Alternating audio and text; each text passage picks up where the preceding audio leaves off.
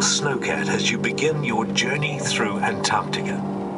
In the interest of your safety and the safety of those around you, please adhere to the following directions. Please do not attempt to leave your snowcat at any time until the attendant directs you to do so.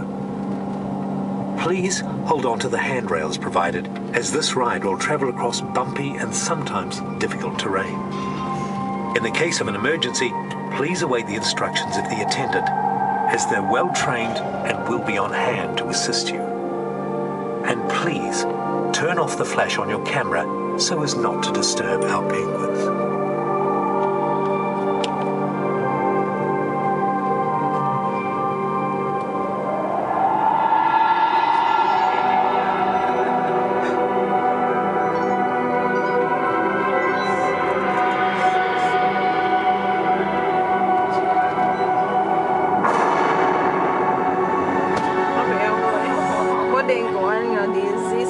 Whiteout conditions, such as you're experiencing now, are common in Antarctica. They're caused by a combination of strong winds and ice. The disorientation and extreme cold mean that your only option is to stay in one place. These are the conditions in which Captain Scott and his companions spent their final days. Confined inside their tent, they ran out of food only 1 day's walk from the next supply depot.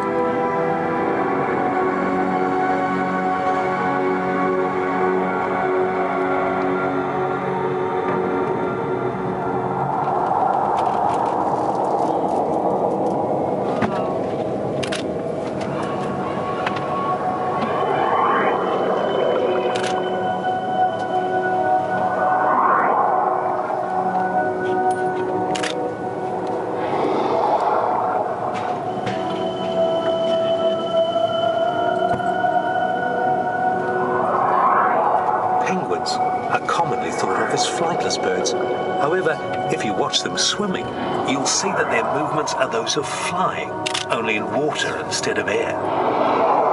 They use their powerful wings to propel themselves and their feet and tail to steer. Some penguins can dive to depths of over 400 meters.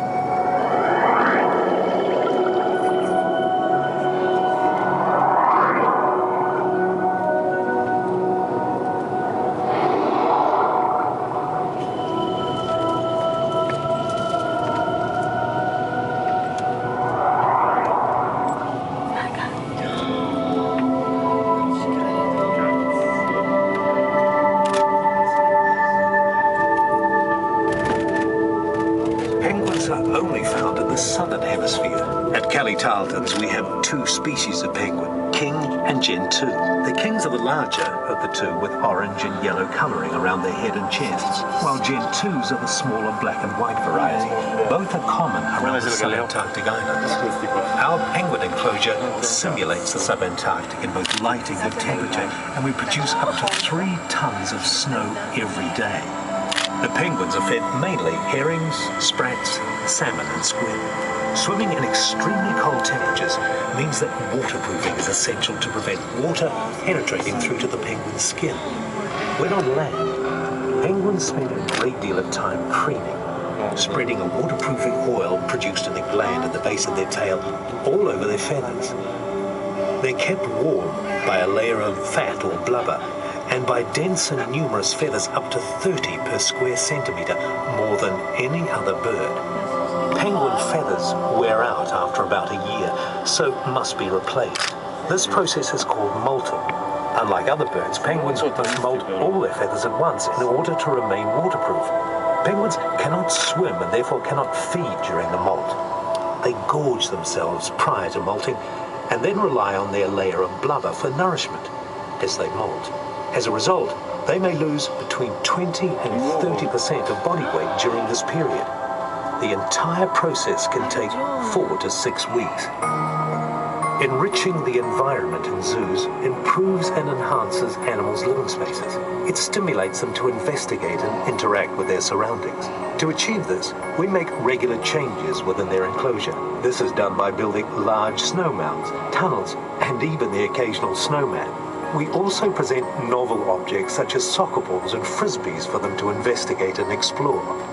We're constantly changing how we present food to them by varying feeding times, quantities, types of food, and where they're fed. Doing all of this gives penguins more choice of activity and draws out their natural behaviors and abilities, therefore enhancing animal welfare. Penguins are social animals. They travel, feed, breed, nest, and winter in large groups. This colony is home to around 80 birds. In the wild, colonies can number in the millions. Males and females have slight physical differences. Males are generally larger and have longer beaks than females. To assist the bird curation team at Tarltons, our penguins each have a coloured band around one of their wings. This way, we can monitor the health and keep a feeding record for each particular bird. At the edge of the frozen sea, many penguins and sea mammals gather, taking advantage of the rich waters. Penguins feed on shrimp like krill, as well as squid and fish. Penguins are in turn hunted by leopard seals. But the ultimate predator in Antarctic waters is the orca, from which not even the much feared leopard seals are safe.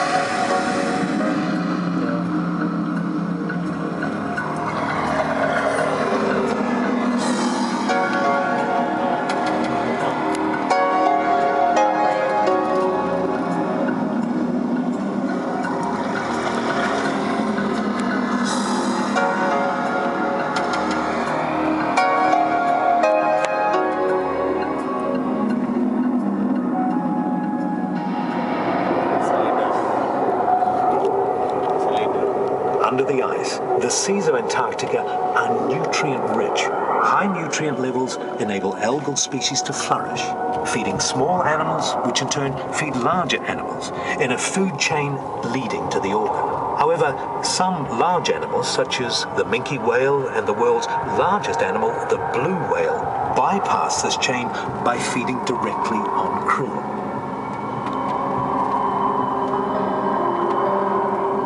The flags here represent signatories to the 1961 Antarctic Treaty. A simple document, the treaty protects Antarctica and states that it should continue to be used for peaceful purposes, while ensuring freedom of science and scientific exchange.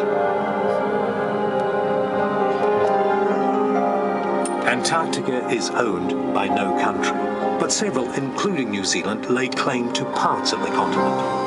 These claims, like the continent itself, are frozen under the Antarctic Treaty. New Zealand claims the Ross Dependency, and situated within it is Scott Base, New Zealand's permanent Antarctic station, very close to Captain Scott's original hut.